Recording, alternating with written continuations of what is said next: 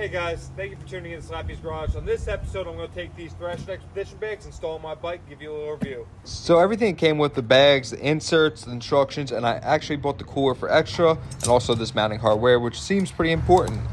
Now for everyone, this may be a little different. I'm using docking hardware for a removable sissy bar, which Thrashin did say is able to run with these bags. Now for everyone, the bolts are going to be different. So to get started, just remove the bolts. I'm going to take off both sides and take out the spacer that's between the fender and the frame rail. These are OEM from Harley on my year dyno, and it's just a little too thick to actually get in there with the mounting hardware.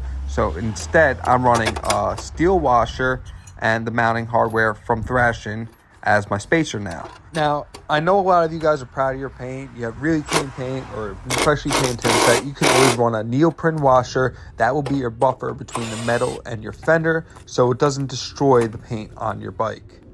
When putting the bolt on, make sure you add a little bit of blue Loctite just so it doesn't vibrate out like all Harleys do. And you're going to keep these two brackets. You're going to try to keep them parallel and even with the frame rail and at the same height, because this is going to keep your bag nice and snug and tight. Up in the top hand corner, I'm showing you which one is the rear bracket. You're going to want that pointing out away from the bike, and you want that forward. I also have a 45 on mine, not a 90. I don't know if Thrashin changed it for the new bags. Just for reference, they do send you 4 of these mounts right here in the right hand corner. They're only used for the front, and Softail uses all 4 for their bags. Now repeat that process on both sides of the fender, and then we can move on to putting these straps through the eyelets of the mounting hardware. You're going to do both sides, and then we're going to tighten it up on top with the third strap, but you need to take your seat off for that step. What I really like about these bags is ease of installment. It takes 1 minute, so if you want to go out hooligan around, you don't have to waste any time trying to take these bags off. It's super quick, and you're not going to thrash your $400 bags. Now, once you have this one bag on, move on to the other side, do the same thing, strap them up, and then you're going to take your seat off and do the top strap. That's just for adjustment for the width, so if you're running a wider fender, it's the same set of bags for all different models. Thrashin says that you can install with a sissy bar or removable sissy bar, but the docking hardware does push out the front of the bag a little bit more than I like. If I change an Allen head, it's still going to push it out, but hopefully not as bad. So I'll put a button head or a flat head finish on there. But for now, we are going to put the sissy bar back on, and it's going to bring the bags nice and even and work out perfect. Now, although these are only held on by Velcro, they are very rigid, they are very strong, and I went 1,000 miles up to Laconia and back, rode around up there. I had no issues with the bag whatsoever. They made my ride more enjoyable and a lot easier to go from place to place without worrying about storage on the dyno. Now, the only thing is when you put your seat back on, you're going to notice a little more tension just because the bags are being held down by the seat, but it's not a big deal. It goes right in, no problem. Now that the bags are installed, I can give you my personal opinion on these bags because I ended up using them a lot more than I thought I would, and I regret not getting anything else sooner.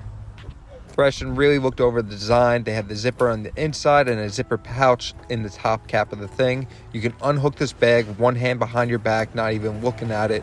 It's super easy to do. I found out on my trip that if I want to put my gloves on, all I need to do is reach behind me, open up that one pouch, and grab my gloves. I can continue riding down the road, not adding any time to the trip to stop, just for something as meticulous as adding gloves or taking them off. Now, my one little complaint is that pouch did pop open the zipper at one time, but it didn't really affect it. I fixed it right away when I closed the zipper, and it's really well thought out because not only that, at the end of the day, you have those interior bags that are water resistant. You can pull them out when you get to your destination and just walk away, so you don't have to worry about anyone taking anything out of your bags because you just take them to go. That's really good for when I go to work because if I want to bring some tools, I can just put them in my bags and then pull the whole bag out.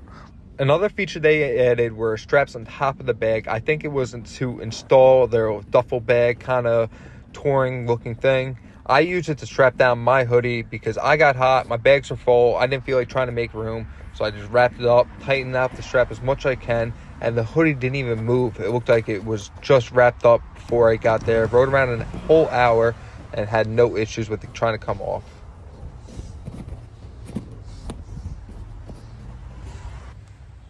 In this bag, I have my gloves, a windbreaker on top, and then when you open the zipper, I'm using the Thrashin core with full 12 pack.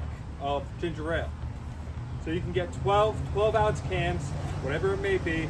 Or if that's too much work, you can get the 12-pack right from the store and drop it in.